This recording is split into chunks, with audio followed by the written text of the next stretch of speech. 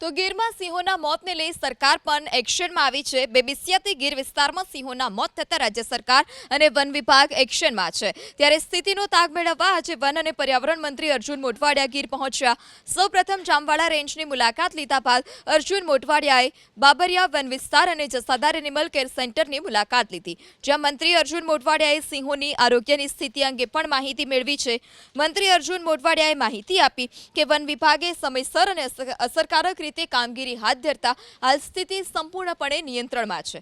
છેલ્લા 3 દિવસથી વાયરસના સંક્રમણને લીધે એક પણ સિંહનું મોત નથી નીપજ્યું। કોઈપણ પ્રકારની બેદરકારી ન રહે તે માટે વન વિભાગ, વેટરનરી નિષ્ણાંત અને ફિલ્ડ સ્ટાફની વિશેષ ટીમો 24 કલાક કાર્યરત છે। નિષ્ણાંતોની ટીમ જંગલ વિસ્તારમાં સિંહોના આરોગ્યની તપાસ, સેમ્પલિંગ અને સર્વેલન્સની કામગીરી કરી રહી છે। છેલ્લા 3 દિવસની અંદર કોઈ ઘટના બની નથી।